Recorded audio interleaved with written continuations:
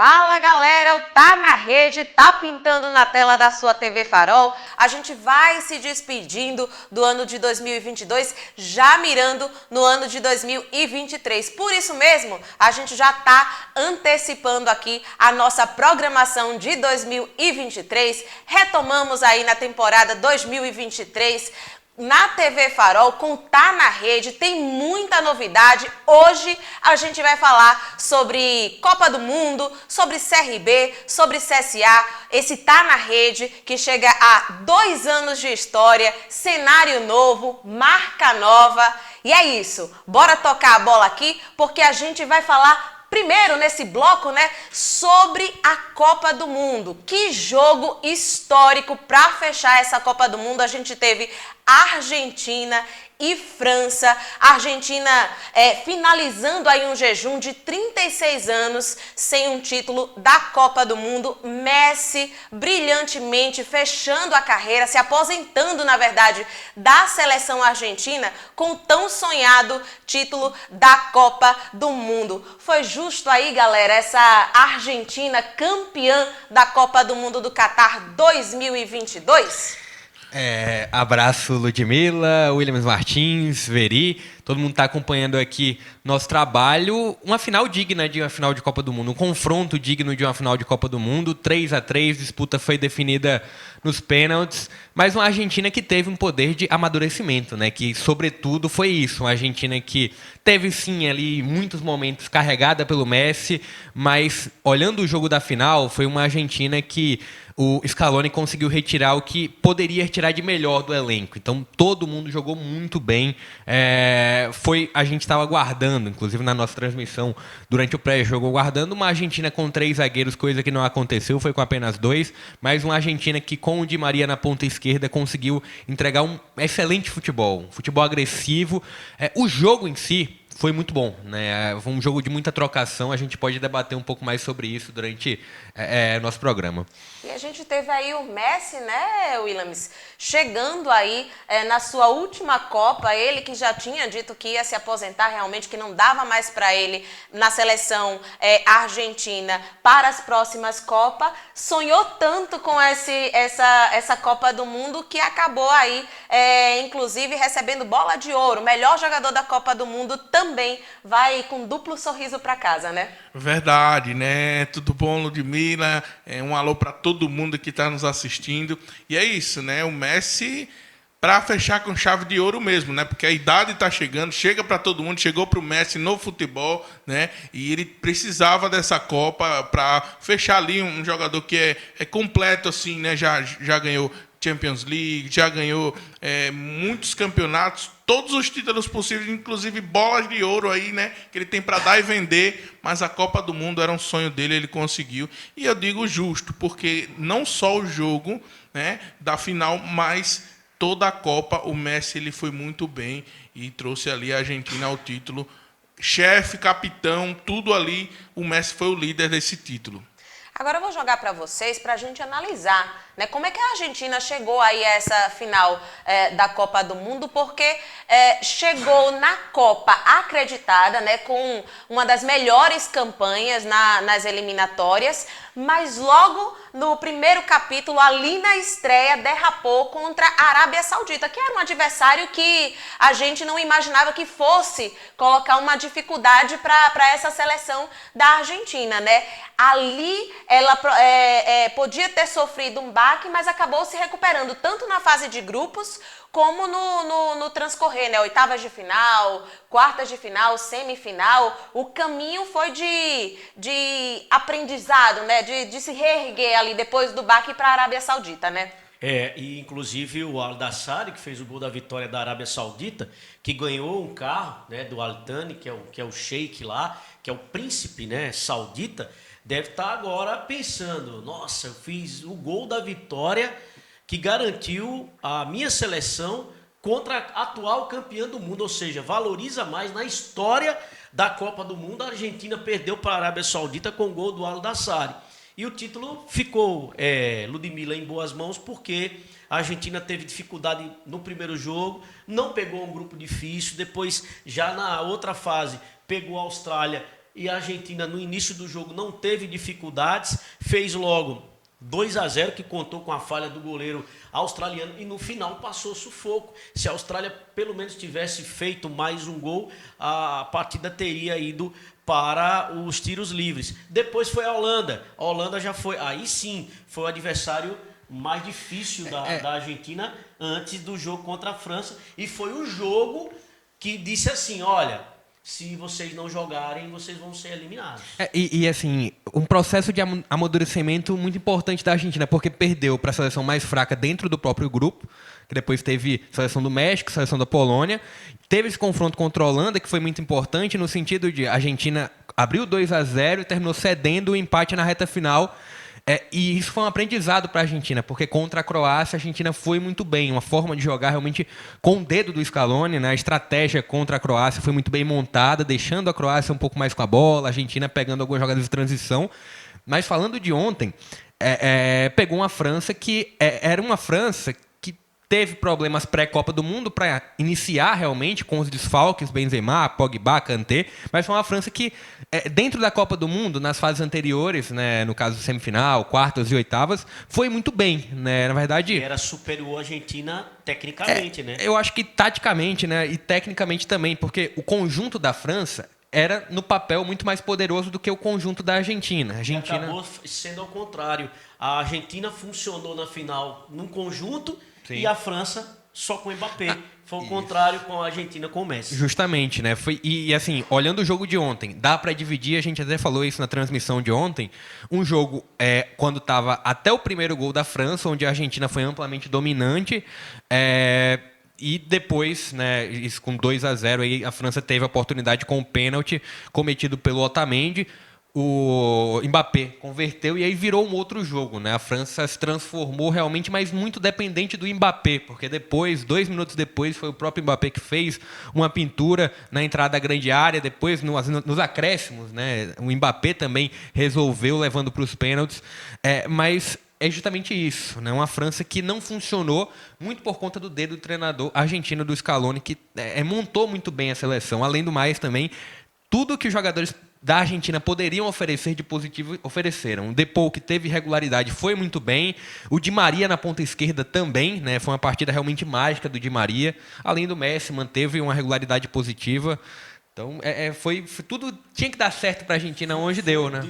Funcionou ontem no jogo, até porque a Argentina chegou a uma final com o artilheiro da Copa só fazendo gol de pênalti e carregando a Argentina nas costas. Então, o que é que nós imaginávamos e a torcida inteira imaginou? A França vai dar um sacode na Argentina. Ninguém imaginava que a Argentina fosse fazer logo 2-0.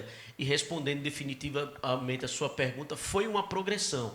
A Argentina, nesta Copa, perdeu de forma inacreditável, sofreu, ganhou das seleções que era apontada como favorita, que também estava naquele bloco, que era a seleção da Holanda, que não é uma seleção ruim, não é uma seleção fraca, e foi o jogo mais difícil até agora. Passou sufoco contra a seleção de pequeno porte, que é a Austrália, e chegou numa final, numa seleção que, apesar de ter 2 títulos, é uma seleção gigante pelo país, pela cultura, por tudo, porque isso é levado também para o futebol, mas fez o seu dever, usou o conjunto e ganhou. Mas, para que os nossos telespectadores e vocês, para que eu possa responder sua pergunta, a Argentina foi uma progressão, foi um processo, foi uma coisa gradual para a Argentina chegar a esse título. E se você me perguntar, mereceu, fez justiça pelo jogo de hoje, sim. Então, se você olhar, mas aquele jogo quase, o condicional, mas peraí, chegou à final, e quem é o campeão, né? O que é melhor na final? E isso a Argentina fez muito bem. É verdade, e eu aproveito o gancho para falar que essa derrota para a Arábia Saudita deu ali um impulsionamento, né? Ajudou a Argentina a vir amadurecendo. Que se você isso pega... é uma gozação geral, né? Meme. Exato. O Messi não vai ter Copa, a Argentina vai ser eliminada. A Argentina, Ludmila, telespectadores e companheiros, poderia ter sido eliminada no segundo jogo. Exato. Se perdesse, já estaria eliminada. Exato. Só não caiu porque o Messi encontrou na frente, fora da área, né? Um chute no espaço mínimo fazendo gol contra o México. É verdade. E ainda tem isso, né? Se você olhar, o segundo jogo contra o México da Argentina não foi o mesmo jogo que fez contra a França, por exemplo, na final. Então, é o seguinte, a Argentina foi conseguindo escalar ali degrauzinho por degrauzinho até chegar. Não chegou já no segundo jogo, destruindo o adversário. Foi assim, passo a passo, né? Como a gente costuma falar. Tanto é que até nas oitavas contra a Austrália foi no sufoco. Não foi jogando esse futebol, por exemplo, que jogou contra a França. Então, eu acho que a derrota ensinou muito, né? Contra a Arábia Saudita ensinou, foi histórica essa derrota, vai contar para sempre para o país árabe lá. Então, contou muito para a Argentina e até ajudou, né? Aquela história de desamales que vem para bem ajudou muito a amadurecer. E também a questão da própria Argentina perder e sair ganhando aos pouquinhos. Se você pode olhar, a Argentina, cada jogo que passou se tornou, vamos dizer assim, uma Argentina maior. Porque hoje eu vi uma Argentina maior do que contra a Croácia. Eu vi contra a Croácia uma Argentina maior do que foi contra a Holanda. Então, a Argentina foi crescendo aos poucos. Inclusive, o Messi, quando perdeu para a Arábia Saudita, ele foi nas redes sociais e falou: confiem na gente, a gente não vai decepcionar. Mas eu tenho certeza que ele talvez não esperava que seria tanto que ele ia chegar. Claro, ele confiava, ele queria essa Copa do Mundo. Mas ele falou, confie, mesmo naquele momento em que estava derrotado para a Arábia Saudita, ele confia em que a gente não vai decepcionar e chegou ao título mundial. Vocês já anteciparam aí sobre a questão... A gente acompanhou muito essa Copa do Mundo, né? Toda a Copa do Mundo, desde o início até essa brilhante final aqui no Na Rede. Se você está acompanhando aqui no nosso YouTube também, se inscreva no nosso canal, ative o sino das notificações, deixa também o seu like, porque você vai acompanhar em 2023 uma produção, né, uma produção ainda maior do futebol aqui no Na Rede, né? A gente fechou brilhantemente esse ano de 2022 com a Copa do Mundo, cobrindo toda a Copa do Mundo, e em 2023 a gente vai ter muito futebol também, nosso carro-chefe Série B, a gente vai acompanhar também o CSA, claro, na Série C, a gente tem Asa representando também na Série D, vamos trazer também a Série A, vocês já sabem que a gente toca aqui muito bem a Copa do Nordeste, tem sorteios também da Copa do Brasil, a própria Copa do Brasil, mundiais, a gente tá pensando grande em 2023, tá? Então se você tá no nosso canal, na rede oficial, se inscreve, ativa o sino das notificações, aproveita, deixa o like que fortalece demais, e se você tá acompanhando aqui na TV Farol, depois do programa, dá uma passadinha no nosso YouTube, na rede oficial, e se inscreve, tá? Se inscreve, ativa o sino das notificações, tem também a nossa rede social, o nosso Instagram, @estamosnarede. Fica plugado com a gente que 2023 promete, viu? Agora vocês anteciparam em relação aí a essa Argentina que se portou de uma forma completamente diferente, né, nessa final. A gente falou muito durante essa Copa do Mundo nos Jogos da Argentina sobre essa dependência do Messi e também de um grupo, né, da França, que não tinha só uma dependência do Mbappé, que tinha aí essa diferenciação. Tanto é que a gente apostava, né, vocês apostaram mais na França para o jogo desse domingo, para essa final. Mas a gente também viu muita gente, daqui a pouquinho a gente fala sobre esse aspecto, para a gente falar sobre o poder dos técnicos, né, da avaliação dos técnicos nessa mudança de jogo. Mas essa Copa, ela foi mais estranha, mais diferente, porque a gente viu alguns resultados inesperados, né? Será que a gente tem aí seleções que estão se preparando mais, estudando mais os adversários que historicamente apresentam mais camisa, né, mais poder, estavam esquecendo ali Tunísia, né, que venceu a França, Marrocos, que mandou para casa Portugal, mandou para casa também a Espanha, a própria Croácia, né, que veio de um vice, que veio de uma Eurocopa também, mas que mandou para casa essa seleção do Brasil que todo mundo apostava na final. Além desses, tem o Marrocos, que é o grande destaque, que chegou à semifinal, primeira seleção africana que chegou a uma semifinal, terminou ficando na quarta colocação. Outras seleções que não ganharam tanto destaque assim, mas a gente pode lembrar com algumas boas recordações, seleção do Japão. A seleção do Japão estava num grupo com Espanha, Alemanha e Costa Rica. Só perdeu para Costa Rica. Então perdeu ali, e tomando apenas um chute, né? O único chute da Costa Rica, tomou um gol a seleção japonesa, venceu tanto a Espanha quanto a seleção da Alemanha. A Alemanha ficou no meio do caminho. Muito por conta de um grupo que o tático foi muito bom, né? Então o grupo não tinha nenhum grande destaque, tinha alguns bons valores sim, principalmente na ponta direita com o Ito, mas era o grupo ali que sobressaiu. A Espanha também. A Espanha ficou nas oitavas, mas foi uma Espanha que eu achei que faltou alguém para chamar a responsabilidade dentro daquela seleção espanhola. Mas, taticamente também, achei que foi uma seleção interessante de se acompanhar. A própria Austrália, dentro do que projetou para a competição. E de surpresas negativas, a gente pode trazer a Alemanha. Pode trazer também a Dinamarca, né? Acho que duas seleções se decepcionaram, caíram muito cedo dentro da Copa do Mundo, pelo menos dentro das projeções que se faziam sobre elas. Então, foram seleções que as que surpreenderam positivamente foi muito por conta do grupo, do tático. A seleção marroquina tem vários destaques que a gente pode trazer, o Hakimi na lateral direita, o Ziyech, o Buffon do lado esquerdo, que davam um equilíbrio à seleção, o Amrabat no meio de campo, né? Então, era uma seleção que defensivamente era muito boa, mas saía muito bem para atacar.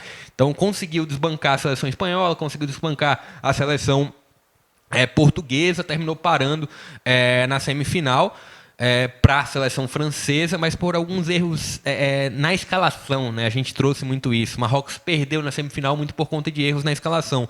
Mas bons destaques que a gente pode trazer, eu não considero como estranha, mas eu acho que é a tendência do futebol. O tático, o coletivo, ser muito mais importante. Claro que um jogador como o Messi, para desequilibrar, como um Cristiano Ronaldo, quem sabe futuramente ocorrerão outros, devem ocorrer outros, é sempre importante para desequilibrar, para chamar a responsabilidade. Mas o tático, a tendência é que o futebol fique ainda mais tático, fique ainda mais equilibrado.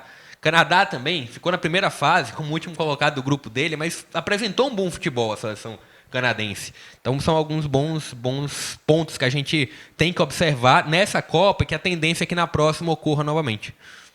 É isso. Agora, em relação à nossa vice-campeã, né, de 2022, a França, a gente já trabalhou aqui o histórico da Argentina nessa Copa. O histórico da França, ele foi um pouco mais tranquilo durante a Copa do Mundo, mas já de início, antes da estreia, já houve aquele baque, né, da França ficar sem o Karim Benzema, que é o atual melhor jogador do mundo.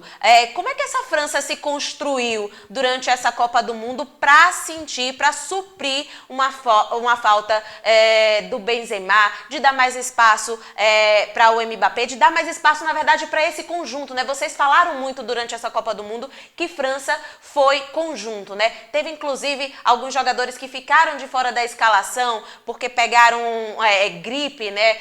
Lá no Catar, acabaram deixando de serem escalados, mas foi conjunto, né, essa França. Supriu realmente essa falta do Benzema, não sentiu? Como é que foi aí esse histórico? Ludmila, os franceses só começaram a perceber de que esses jogadores fariam falta justamente contra o Marrocos. Quando a França teve muitas dificuldades, inclusive vencendo, ainda teve aqueles 2 pênaltis que o árbitro sequer foi olhar lá no VAR, que não houve contestação pelos jogadores do Marrocos, só o segundo, né, que houve, e começaram a ter certeza. E na grande final, que aconteceu no domingo, jamais o Benzema, até o Pogba, que foi uma vez o melhor volante, o melhor meio-campista do mundo também, jamais perderia o gol que foi o Mendy, né, que perdeu, né? O Moani perdeu aquele no final, ou teria passado, até se fosse o Mbappé, se fosse o contrário ali, hoje a França estaria comemorando o seu 3º título. Então, fizeram falta até o momento que a França sofreu dificuldades, porque na final, como disse o JP, um dos grandes responsáveis pelo título da Argentina foi o técnico, foi o Scaloni.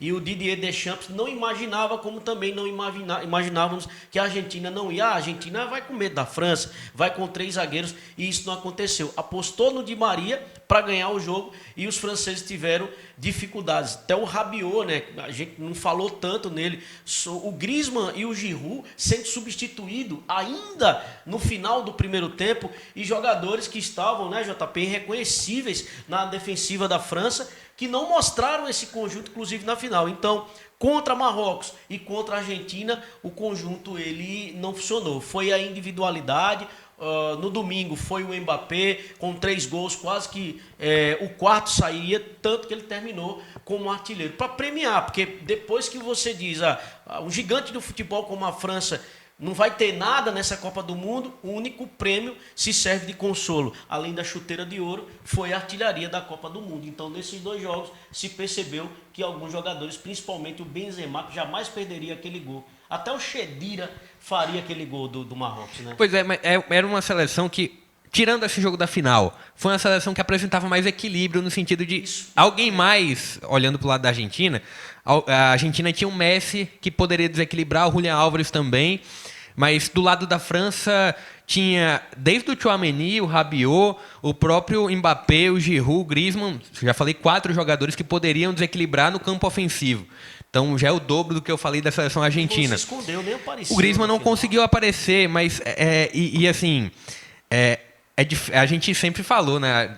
A seleção da França não está sentindo tanta falta ali do Benzema. Achei que ontem os erros das mudanças, principalmente a saída do Giroud no primeiro tempo ainda, e também os méritos que a Argentina teve de neutralizar algumas possibilidades de contra-ataque da França, foram que fizeram que a França não rendesse tanto assim. Não vou colocar tanto, é claro que o Benzema é o melhor do mundo, então você falar que o Benzema não faz falta é quase que um absurdo, mas não sei se com ele lá iria fazer tanta diferença, porque a França pegava a bola no meio de campo e não conseguia ligar as situações, não conseguia ligar o campo de ataque, então dificilmente a bola chegaria tanto ao Benzema. Eu acho que é um pouquinho do meu pensamento. Tem muito mais mérito da Argentina no jogo da final do que demérito da França. Mas olhando o contexto, a Copa do Mundo como um toda da França foi muito boa. Chegou à final, chegou com soberania final. Terminou que na final... Os problemas que teve, sim, o saldo ainda pode... Sim. Claro que a dor da derrota, a dor da perda de um título é muito grande. Sim. Mas por tudo que você apontou aí, e se trocarmos em miúdos, né? A França, que se caísse na outra chave, poderia nem estar classificada na semifinal. Pois é, né? Mas foi uma França que foi soberana em toda a Copa do Mundo, tirando a final. A final realmente ficou perdida diante de uma organizada Argentina. Esse trabalho dos técnicos, tanto da seleção argentina como da seleção francesa, a gente, inclusive vocês falaram isso durante a partida ontem, a gente nos bastidores também comentou né, sobre esse trabalho, principalmente do técnico da Argentina, de montar uma seleção argentina diferente do que a gente tinha percebido ao longo dessa Copa do Mundo, né? A gente não sentiu essa dependência tão grande do Messi e do técnico da seleção da França, porque a gente teve a Argentina abrindo 2-0, né? Quando a gente estava ali com a Argentina com 2-0, o técnico da França entendeu que a seleção estava perdida em campo, né? Não estava conseguindo reagir ali àquela Argentina diferente e ele viu que precisava mudar. Fez 2 alterações ali já no final do primeiro tempo e o time voltou diferente também ali para o segundo tempo, conseguindo empatar, conseguindo levar para a prorrogação. Queria que vocês falassem desse trabalho importante, né, dos técnicos nessa final. É verdade, né? Pelo lado da Argentina, com o Scaloni, né, ele já, antes da partida, ele já teve uma participação assim estrondosa, porque ele começou com o Di Maria, por exemplo. Ninguém esperava, já foi uma surpresa assim de cara com o Di Maria. O Di Maria que fez um excelente primeiro tempo. Então ele já entra com o Di Maria pela esquerda, dando velocidade, dando mais mobilidade. Tanto é que o Di Maria sofreu o primeiro pênalti, com a jogada espetacular para cima do Dembélé, deixou na saudade, sofreu o primeiro pênalti e fez o segundo gol, que foi um gol muito bonito de contra-ataque. Então, eu acho que já tem o dedo do Scaloni aí, porque a arma secreta dele ali foi o Di Maria, que foi bem, mas não só isso. Mesmo a Argentina sendo carregada pelo Messi, deu para perceber que algum trabalho do Scaloni surtiu efeito, pelo menos hoje na final, porque tinha outras peças, outros jogadores, se via um esforço muito grande de cada jogador. Eles se doavam realmente. Talvez se não ia na técnica, na tática, conseguiam ir na raça. E foi isso que a Argentina conseguiu. Cada jogador ia com muita vontade. Então, até o Romero hoje fez uma boa partida ali na zaga, né? O Romero, o Otamendi não levou cartão. Então, é uma coisa que tem o dedo do Scaloni. Já o Deschamps, né? Eu achei estranho, porque ele fez aquela alteração no primeiro tempo. Para mim, o Giroud poderia continuar até o segundo tempo, porque o Giroud foi uma perda ali, né, para a França. E a questão do Coman... Fez falta na cobrança de pênalti no final, tanto ele quanto o Griezmann. Sim, pela também. experiência também, e até porque, vamos supor, né? Claro que a gente não vai ficar julgando aqui uma bola, mas naquela bola ali do Moani e o Giroud, talvez teria mais calma, vamos dizer assim. Não estou dizendo que ele faria o gol, porque a gente nunca vai saber. Mas assim, o Deschamps, hoje, ele acabou que perdeu um pouco da mão da seleção, né? Exato, né? Ficou perdido. A França passou muitos minutos perdidos para se recuperar no segundo tempo, para conseguir empatar. Quem sabe, se ele conseguisse manter, né, a mão e o equilíbrio da França durante toda a partida, o resultado fosse diferente, né, JP? Eu não quero falar muito do Deschamps, porque eu acho que ele tinha uma seleção muito boa na mão, apesar das baixas, e conseguiu ali tirar, conseguiu produzir. Acho que o grande erro dele nessa final foi tirar o Giroud no primeiro tempo. E as outras substituições também achei que o Griezmann, mesmo apagado, poderia fazer algo novo no ataque, mesmo que na reta final. Agora eu queria falar um pouco mais do Scaloni, rapidamente, bem brevemente sobre o Scaloni. Acho que desde o jogo contra a Holanda tem o dedo dele, um dedo muito influente ali, né? Passa pelo jogo da Holanda e muito mais no jogo contra a Croácia, porque a forma que a Argentina joga contra a Croácia, cedendo o espaço, chamando a Croácia para fazer com que a Croácia saia do campo de defesa e ataque a Argentina, cedendo o espaço para a Argentina contra-atacar, com certeza foi dedo do Scaloni, né, fazer aquilo ali, né? Aquela estratégia da Argentina naquele confronto foi com certeza um dedo do Scaloni, na verdade a mão toda. A Argentina conseguiu construir os 3-0 sobre a Croácia. A defesa da França, o Maria, né? Não, olhando o jogo da Croácia ainda, né? Desmontou a defesa da Croácia. A Croácia elevava todas as linhas. Então tem esse ponto do jogo da Croácia. Do jogo contra a França, a gente viu uma França que fazia marcação alta, pressão, não conseguia surtir efeito, fazia marcação baixa, não tirava espaço da Argentina. Foi uma Argentina que Scaloni, principalmente na final, extraiu de cada um o máximo que poderia. Do Depou, que foi irregular em vários momentos, do McAllister, do Enzo Fernandes, do Messi já não tinha muito que extrair, porque ele já estava entregando tudo, mas o Di Maria na ponta esquerda, acho que o Scaloni foi muito bem nessa Copa do Mundo, principalmente analisando esses 3 últimos jogos, né? Holanda, Croácia e França. Disputa pelo terceiro lugar, para a gente finalizar aqui as finais, né, da Copa do Mundo do Catar 2022. A gente teve, de um lado, a Croácia, né, que dispensou o Brasil, né, mandou a seleção que todo mundo encarava ali como uma das principais, né, uma das favoritas, não só pelo peso, né, pela história da camisa do Brasil nas Copas do Mundo, mas também pelo conjunto, né, pelos jogadores que a gente tem na atualidade. Muita gente estava apostando que o Hexa vinha realmente esse ano. Acabou tendo uma Croácia ali no meio do caminho. Queria que vocês falassem sobre essa Croácia que disputou ali com o Marrocos, né, que foi a sensação, acho que todo mundo torceu um pouco pelo Marrocos, né? Foi a sensação aí dessa Copa do Mundo nesse embate pelo terceiro lugar. Teve justiça também? É complicado a gente falar de justiça no futebol, mas o resultado poderia ser diferente? O que é que vocês acompanharam aí dessa disputa pelo terceiro lugar? O que a gente imaginava, não tão do começo, é que o Brasil ia fazer com a Croácia o que a Argentina fez.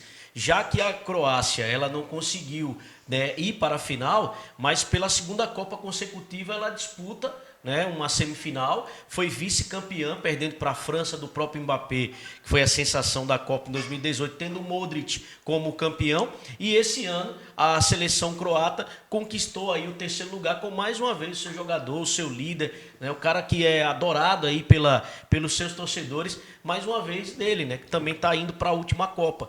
E a Croácia teve o que não conseguiu fazer contra a Argentina, conseguiu segurar a seleção marroquina e conseguiu o terceiro lugar. Para mim, antes e o depois tem a Croácia. O antes, eu concordo com o que sempre dizia o Williams Martins. A Croácia não tinha time nem para passar para a primeira fase, da primeira fase. Passou, já que passou, fez a mesma coisa que a Argentina fez no final. Jogou bola contra Marrocos e mereceu a terceira colocação, não é isso? Olhando o contexto de toda a Copa do Mundo, acho que Marrocos tinha uma condição, merecia, na minha visão, merecia entre aspas, merecia uma terceira colocação, mas o jogo da disputa em terceiro lugar Croácia foi totalmente diferente. Não foi aquela Croácia burocrática, que tinha o Brozovic ali como um volante burocrático, distribuindo o jogo entre os defensores. A Croácia não tinha tal estilo e ela usou alguns ela mudou muito. Né? Ela ousou, justamente. Ela ousou na disputa por terceiro lugar, tirando o Brozovic, colocando o Maier, colocando a seleção para frente. Inclusive, a disputa por terceiro lugar foi um confronto muito aberto, muito franco.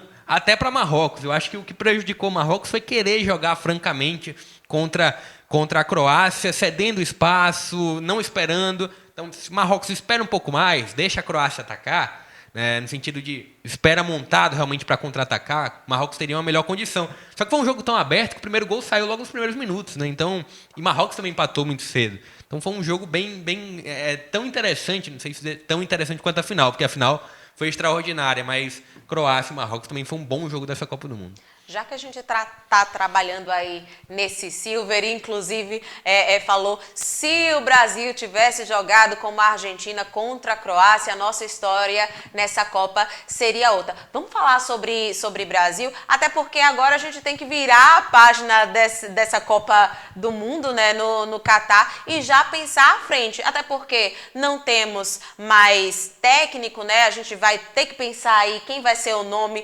para os próximos anos, para preparar a seleção, de repente, para a nova Copa do Mundo, né? São 4 anos aí para 2026, de repente a gente conseguir finalmente trazer esse Hexa. A Argentina teve 36 anos de jejum, a gente já está em 20, né? 20 anos de jejum. Está encaminhando para os 36. Tá ficando perigoso. Na Copa que vem já vão ser 24 anos. Por isso que eu queria falar com vocês, impossível, né? Falar que não foi um desastre aí no meio do caminho, né? Já que as expectativas estavam em torno novamente do Hexa. Primeiro a gente falar sobre isso e em seguida a gente já visualizar esse Brasil virando a chave para 2023, renovação, né, do elenco, nomes para substituir aí o Tite também. Como é que vocês estão acompanhando esse momento triste do Brasil, né? Tchau, Copa do Mundo, só 2026 agora. E novo técnico, quem é que vocês estão aguardando aí? É verdade, olha só, a questão do Brasil, né, tem algumas peças, vamos dizer assim, que foram colocadas de forma errada, começando pela convocação, né, muito criticado foi o Tite já na convocação, né, por alguns jogadores, não só pelo Daniel Alves, e assim, olhando esse jogo da final entre França e Argentina, a gente já começa a ver que talvez, mesmo passando da Croácia, a situação ia complicar para o Brasil, porque o Brasil, se fosse o Brasil que estivesse nessa final hoje, tanto contra a França ou contra a Argentina, se fosse o Brasil que estivesse nessa final de Copa, talvez não jogasse na mesma, vamos dizer assim, intensidade, né? Não seria esse 3-3 que a gente viu, mas assim, já começa a ficar preocupado, porque tem que repor e essas peças, pessoas que vão sair, né? Alguns jogadores, por exemplo, vou dar só um exemplo para não falar a escalação de jogador por jogador, mas a dupla de zaga, é uma boa dupla de zaga, mas o Thiago Silva ele já não joga a próxima Copa, e a gente começa a pensar no próprio zagueiro. Aí tem a joia aí, o Endrick, vindo aí que daqui a 4 anos ele pode estar bem melhor e pode até ir à Copa, então tem vai muitas ganhar coisas. experiência porque já está sendo negociado. Exato. Eu Então não posso tem muitas perder coisas. o momento, Daniel Alves também não vai jogar a próxima Copa, não? Então, os memes, né, dizem aí que ele disse que vai mais uma para fechar com chave de ouro. Mas é complicado. Então, tem que realmente começar a pensar o novo ciclo, e você falou bem do treinador. Já que se encerra o ciclo do Tite, o treinador que vai assumir já tem que começar a pensar realmente. É um trabalho a longo prazo, que às vezes você perde por um jogo, por uma disputa de pênalti, como foi com o Brasil. Então, vamos ver o que vai acontecer aí. Eu espero que seja um bom planejamento para 2026, viu, velho? E porque na seleção brasileira há muita interferência, Ludmila, coisas inacreditáveis, né? Como é que você tem um técnico que perde uma Copa do Mundo, levando o Fagner, companhia limitada, né? E ainda permanece com um goleiro que chegou não conseguiu contra a Bélgica tirar uma bola daquela, e você mantém aí o Tite, né, para mais uma Copa. O técnico consegue perder o título, que a Argentina estava pior, não conseguia título nem de campeonato de boneca, e aí a seleção brasileira perde a Copa América em casa, em pleno Maracanã, e a CBF continua com o Tite. E agora tem que vir um técnico que bata na mesa, que tenha moral e que diga, ó, quem vai escalar e que vai mandar. Não é com jogadores de empresários, não é para colocar técnico aqui que possa fazer o que vocês querem, tem que me dar carta branca para trabalhar. E nesse momento eu só vejo 2 nomes, o Abel Ferreira, técnico atual do Palmeiras, e o Carlo Ancelotti, que inclusive faz as tratativas de base, mas tem um contrato aí milionário com o Real Madrid e tem que esperar para ver o que acontecer. Dizem até que o Brasil colocaria um técnico que está sendo prestigiado aqui no Brasil, um exemplo, o Dorival Júnior, outro técnico, para ser interino enquanto se arruma as bases, que eu acho muita besteira. O cara quiser vir, tem que vir logo. Tem negócio de esperar o cara, não. Faz a proposta. Quer vir, meu filho, logo em janeiro? Vem logo em janeiro. Não quer, então a gente vai buscar outro treinador. Brasil é coisa séria, não dá pra ficar esperando. E concordo com o Martins. É uma geração que tem futuro, porém do meio campo para frente. Eu me preocupo muito com os próximos laterais do Brasil, com os próximos zagueiros do Brasil. Goleiro não me preocupa, porque tem o Everton, tem o Anderson, tem o Santos, também do Flamengo nós estamos muito bem servidos. Não me venham mais com Alisson mão de quiabo, né, JP? Pois é, mas foi uma seleção que, assim, olhando lucidamente, depois de todo o desastre, né, acho que é uma seleção que, para produzir taticamente, um coletivo não funcionou tão bem. E a gente falou de uma Copa do Mundo onde o coletivo sobressaiu, tirando algumas situações, alguns jogos da Argentina. A gente viu um Brasil que era distribuído, a gente já sabia a escalação em muitas situações, mas em muitas situações, quando o Brasil pegava um time um pouco mais fechado, o Brasil estava perdido em campo. Então, demonstrou essas limitações, algumas deficiências nesse sentido.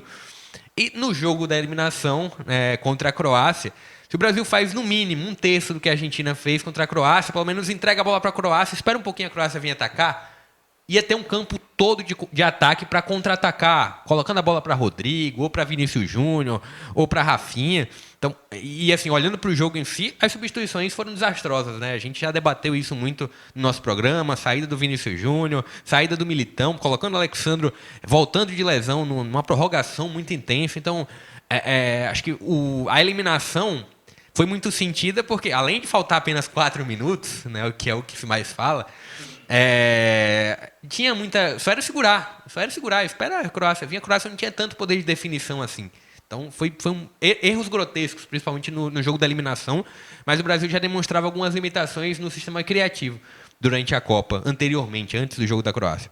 O Veri já antecipou para o JP. Se o JP tivesse aí a oportunidade de escalar o novo técnico da seleção brasileira, quem seria? Eu já não teria tanta pressa assim. Acho que eu pensaria um pouco melhor. O Ancelotti é um bom nome, você falou, né? Foi o primeiro que falou. O Ancelotti é um bom nome. Tem uma questão contratual do Ancelotti, né? Não dá para ser para amanhã, né? Mas assim, vamos lá, né? Em 1-2 anos dá para você treinar uma seleção para uma Copa. Acredito que dá. Porque ele só vai convocar a seleção naquele ano que a Copa vai chegar, então não adianta. E assim, ele conhece muito bem o que ele pode ter dentro da seleção brasileira. Então, dá para esperar. Dá para esperar 1 ano, dá para esperar 2 anos. Acho que vai perder uma Copa América. Mas o que é Copa América também, né? Tem o seu valor quando começa ali, mas não vejo com tanta importância como a Copa do Mundo, que o Brasil está já há 20 anos sem ganhar. Então, dá para esperar um pouco mais, dá para ser um pouco mais cauteloso, dá para esperar o contrato do Ancelotti finalizar. Mas estudaria outros nomes também, né? Estudaria outros nomes, mas vamos guardar o Ancelotti, quem sabe. Prestigiando sempre o nosso chat nessa Copa do Mundo, desde a eliminação do Tite. Lisca doido, não?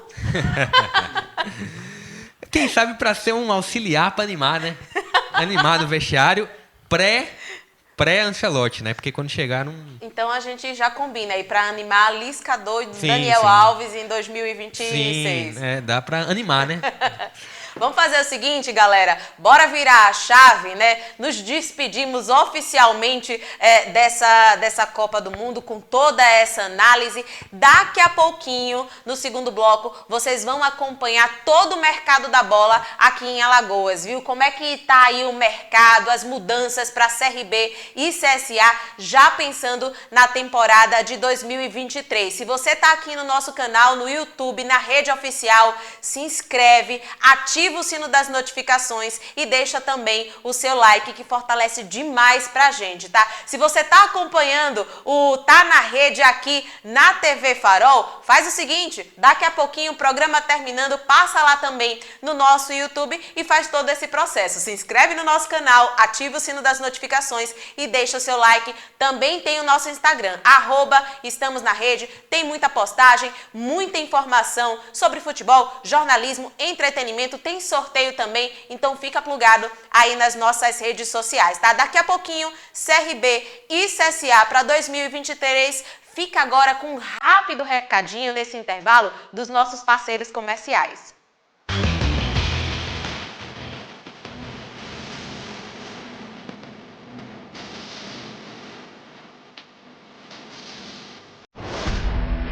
Fixa Plus, qualidade no que faz, você encontra nos melhores depósitos de construções. Temos cal 10 e 5 quilos, areia e brita ensacada, gesso de 1 e 5 quilos, thinner, querosene e água rasa em 3 tamanhos, 200, 500 e 1000 mililitros. Siga nossas redes sociais, @Fixa Plus.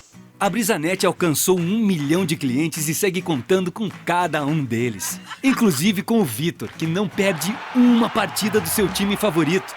Com a Carol, que não abre mais mão do home office. Com o Wesley, que é conhecido como Wesley Safadão. E com o João, que montou seu negócio e coleciona clientes nas redes.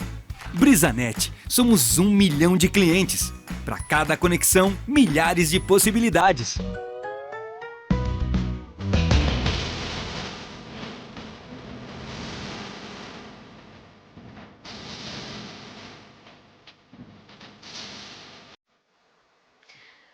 De volta aqui no Na Rede, agora a gente vai fazer o seguinte, bora falar sobre o CRB, daqui a pouquinho do CSA também, tá? Não fica na bronca aí não, Azulino, que agora o bloco é dedicado para o futebol local, CRB e CSA para 2023. Bora começar falando sobre esse CRB que está de técnico novo, já anunciado, né, no final da Série B de 2022, mas ele que não teve a oportunidade de comandar o time ali na beira do gramado, né? Chegou, foi anunciado, tá tendo a oportunidade de promover uma grande renovação aí no CRB para 2023, mas só vai estrear no ano que vem. Foi bom o nome do técnico Humberto Louser para esse 2023 do CRB, Veridiano? Foi sim, um cara trabalhador, um cara que realmente, inclusive, recebe muito bem a imprensa. A gente tem a oportunidade de fazer as perguntas que nós queremos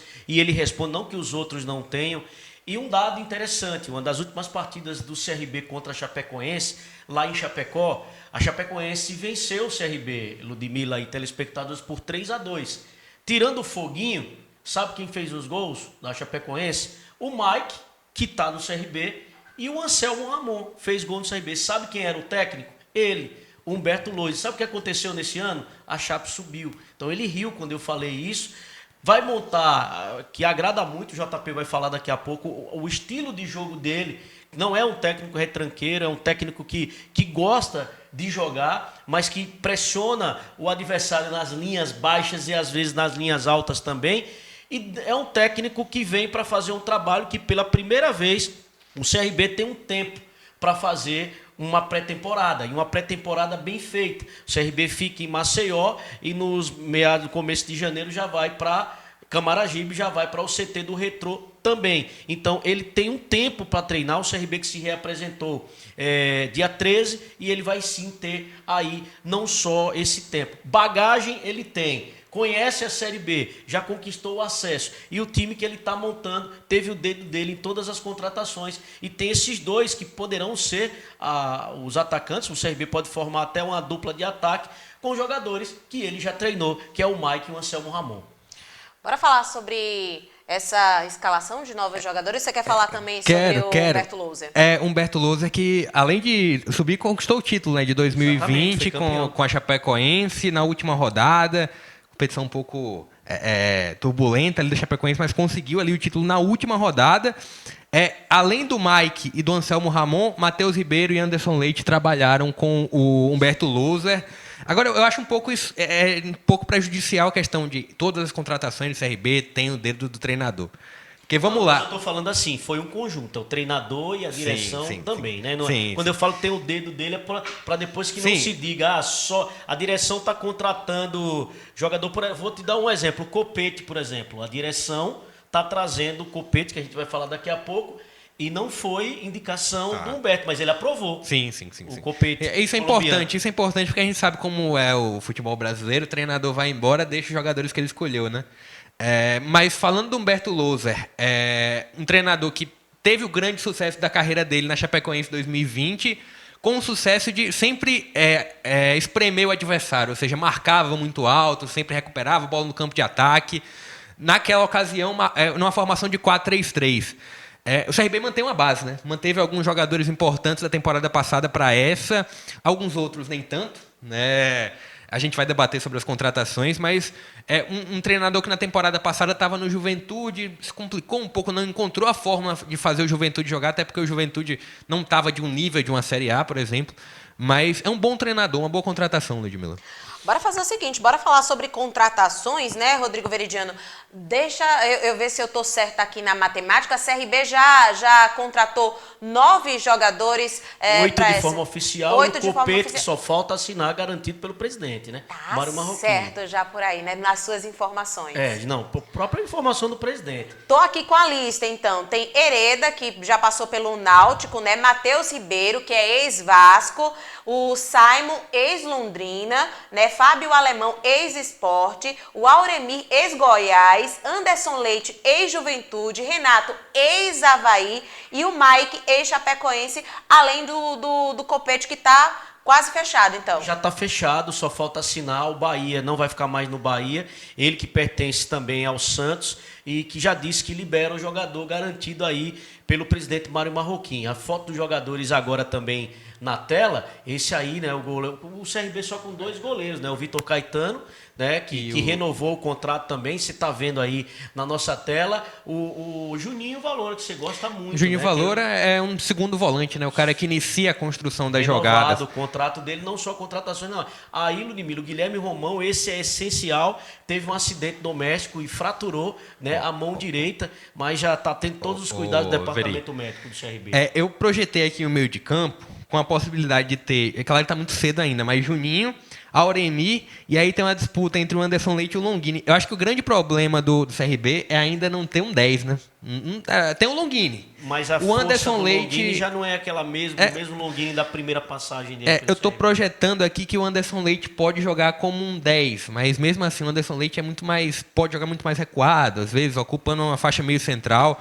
Acho que falta ao CRB um 10 para ter esse grande objetivo, para chegar próximo desse objetivo de conquistar um acesso para a primeira divisão.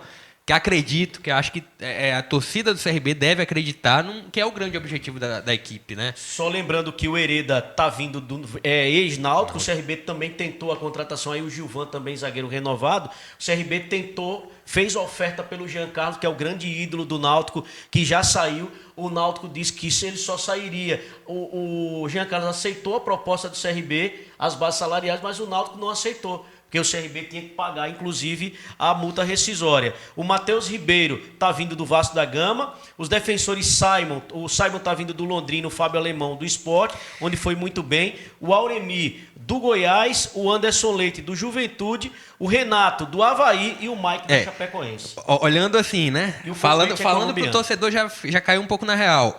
Matheus Ribeiro, 5 jogos na temporada passada inteira.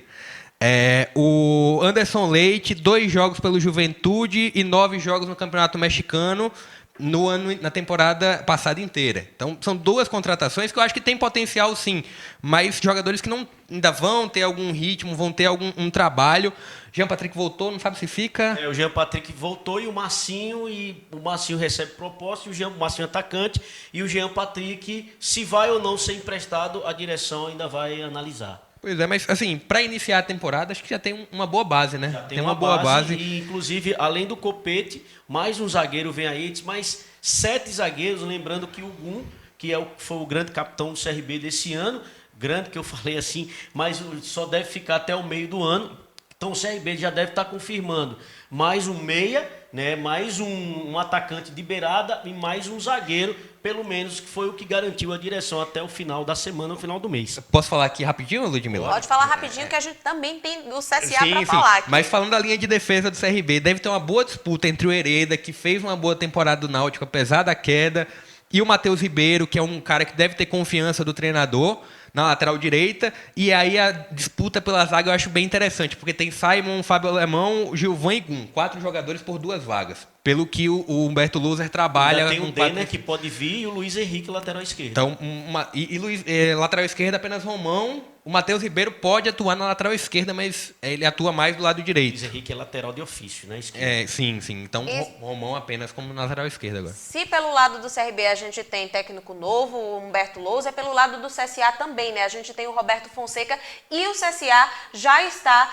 trabalhando, já viajou para Pernambuco, né? Para fazer todo o trabalho de treinamento, de preparação para 2023, até porque já estreia em 2023, no dia 5 de janeiro, né? Pela pré-Copa do Nordeste, né? Vai disputar ali as eliminatórias. O que vocês estão acompanhando desse novo CSA também, novo técnico, já para essa pré-temporada aí? Realmente, o CSA já tem desafio tanto fora de campo, né? E dentro do campo também. Então, a preparação tem que estar a mil já, porque no comecinho já de janeiro, o CSA já tem esse grande desafio que é pré-Copa. O que é pré-Copa? Se perder, tá fora. Então já é de cara assim, já joga na fogueira o CSA para começar o ano. Uma coisa que é muito importante para um ano de um clube nordestino é participar da Copa do Nordeste. Se está fora da Copa do Nordeste, perde. Tem a questão financeira, das premiações da Copa do Nordeste, mas também tem a questão do calendário também, ajudar ali também até numa preparação, né? Porque tem o estadual, mas um regional ajuda muito mais, porque depois vai vir uma Série C, que é um campeonato que o CSA vem da Série B e vai muito motivado para querer subir, para voltar, né, para a Série B, porque é o que a torcida quer. Então, tem toda uma turbulência fora de campo, já tem os desafios extra-campo, e o CSA já começa o ano de cara assim, na fogueira já, na Copa do Nordeste, na pré-Copa, que não pode nem pensar em perder, para poder garantir ali uma vaguinha na fase de grupos, né, JP? E com o Roberto Fonseca, que já foi campeão em 2018 da Copa do Nordeste, não pode dispensar dinheiro. Sampaio Corrêa. Exatamente, não pode dispensar dinheiro, né? Então, a competição como a Copa do Nordeste para o primeiro trimestre dá muito dinheiro. Ele falou isso na coletiva. Exatamente, né? E assim, algumas contratações do CSA, bem rapidamente. Thales, zagueiro. Algumas para trazer algumas boas memórias, né? O Celcinho, o Xandão. Então, algumas. O Celcinho na lateral. O Celcinho, aliás, que é remanescente. Da Série D, o Celcinho foi até a Série A. Então, ele participou de toda a trajetória incrível do CSA, saindo da D até para a Série A. Rafinha, né? Ele é um bom lateral defensivo, ele não apoia muito, né? Para subir o Celcinho, falta alguém avisar ele que ele pode subir. Pode apoiar o ataque. Parar na lateral esquerda, um bom lateral esquerdo, uma boa contratação da equipe CSA. Tem ali o Everton Silva, Diego Renan também, que fica para a próxima temporada. O ataque, com comando de ataque com Rodrigo Rodrigues, Barcelos, meio campo com Lourenço, alguns nomes aí. O Moisés Gaúcho, ex-Paraná, chega também aí para o CSA. Então, alguns nomes. Lucas Alisson, jogador que chega com pelo menos na minha visão, com expectativa baixa. O Ferreira segue na temporada, segue no CSA. Bruno Matias, ex-Sport, um bom nome aí para esse meio de campo. Ele e o Pará foram as grandes contratações até agora sim, do CSA. Sim, Bruno Matias, volante. E que infelizmente perdeu o Gabriel, pela informação que eu tive, né? O CRB também tentou a contratação do Gabriel. O Gabriel pediu salários do que ele ganhava um pouco a mais. O CSA disse que não tinha condição, ele preferiu ir disputar o Campeonato Paulista pelo Mirassol, que é a principal competição do primeiro semestre no Brasil, porque o Campeonato Paulista, até a 5ª divisão do Campeonato Paulista é melhor do que vários campeonatos estaduais que nós temos aí. Então, só reforçando para o torcedor azulino que está aqui de olho nessa movimentação do mercado, Celcinho e Pará, laterais, Moisés Gaúcho, Lucas Alves, Thales, Bruno Matias como volantes e Xandão como zagueiro, né? São essas as renovações do CSA. Rapidinho aí para a gente finalizar a nossa avaliação desse mercado. Primeiro eu quero saber de vocês, esse time do CSA tá bacana? Tá sendo montado bacana? A gente sempre pergunta, é um time só pro alagoano? É um time pra pré-copa do Nordeste? Ou é um time já pensando aí em Série B, Série C? Como é que vocês avaliam esse time do CSA montado? Vou resumir, tem gente dizendo assim, pra Série C tá bom. Não tá bom, é o CSA. O CSA está hoje na Série C, mas tem Campeonato do Nordeste, tem Copa do Brasil, tem outras competições importantes. Então, o CSA não pode só ficar com o Celcinho, com o Xandão, né? Tem que reforçar, tem que trazer. Cadê o substituto do Gabriel? Cadê o substituto do goleiro, do Thiago Rodrigues? Cadê o substituto do atacante? Então, para mim, Ludmila, o CSA ainda faltam algumas peças para acertar, principalmente no ataque e também no sistema defensivo. Sim, o CSA tem os 11 para começar. Então, se um jogo for amanhã, pronto, o CSA, perfeito, é isso aí. O CSA tem os 11 para começar, mas não sei se os 11 que tem é suficiente para uma Série C, por exemplo, para conquistar um acesso, retorno para B. Acredito que, principalmente a parte ofensiva, precisa de reforços. Acho que Thales, Xandão, Douglas demonstrou um bom zagueiro dentro da Série B, até ali na zaga, claro que precisa de mais uma opção até para compor o elenco, mas são jogadores que dão conta do recado. Celcinho, Pará, também acredito que com a experiência do Celcinho, a habilidade do Pará, então a linha defensiva acredito que tem um potencial. Bruno Matias chegou bem, pode chegar bem na verdade, né? Um cara que tem potencial, mas a parte criativa, a parte ofensiva do CSA eu acho que precisa de alguns reforços. Mas para Alagoano, pré-Copa do Nordeste, já dá para começar. Finalzinho pra gente ir se despedindo da galera que não tá na rede. E esse CRB, a mesma pergunta que eu faço. É para o começo de temporada, Alagoano, Copa do Nordeste, enfim. Ou é para engrenar na Série B também? Olha, Ludmila, eu acho que também, já falando para o CRB, vou opinar rapidinho sobre o CSA também, que tem que acrescentar algumas peças para poder jogar realmente uma Série C, conquistar um acesso. E o CRB também vem aí com um bom treinador, que já conquistou acesso, o título também, que está montando o time do jeito dele. E eu acho que o CRB está já montando o time para a temporada toda. Não vai mudar muita coisa, eu acho que do Alagoano, do Nordestão para a Série B, não. Tanto é que toda vez que tem uma entrevista, uma coletiva, eles sempre falam que o objetivo principal do clube é a Série A, nesse momento. Como assim a do CSA é subir para a Série B, viu? Com esse time o CRB não sobe, não. Precisa de um 10. Precisa pelo menos de um 10. Precisa de mais atacante de lado. Acho que volante, marcador e construtor já tem muito. E precisa do lateral esquerdo, que foi uma carência do CRB na temporada passada, depender apenas do Romão. O Romão vai se machucar em algum momento, vai ser suspenso. Então precisa de lateral e principalmente de um 10 e atacantes de lado. Concordo com o JP, né? O ataque, o jogador, que a responsabilidade dele, que o Longini sinta, caramba, vou ter que jogar. E os outros jogadores que estão chegando ali também, e principalmente de uma sombra para o goleiro Diogo Silva. O Vitor Caetano é um bom goleiro, mas o CRB precisa de umas peças, o Copete está chegando, outros jogadores também, e a mesma coisa que eu já disse do Centro Esportivo Alagoano. Vou me despedindo de vocês, tá, menino? Muito obrigada ali, parceria renovada, inclusive nessa grande retomada aí pela TV Farol para o próximo ano também, 2023. A gente tá na rede, tá por aqui na TV Farol para trazer muita informação aí do futebol de Alagoas, do Nordeste, do Brasil e, quem sabe, do mundo também para você. Se você tá acompanhando a gente na TV Farol, acabando aqui o programa, dá uma passadinha nas nossas redes, nosso YouTube na rede oficial, se inscreve, ativa o sino das notificações, deixa também o seu like que fortalece demais e dá uma passadinha no nosso Instagram, @estamosnarede. Tem muita informação, tem postagem, tem futebol, jornalismo, entretenimento e o nosso portal de notícias, portalnarede.com.br. Tchau, meninos, e tchau a você que acompanhou a gente tanto aqui na TV Farol como no nosso YouTube. Até terça-feira!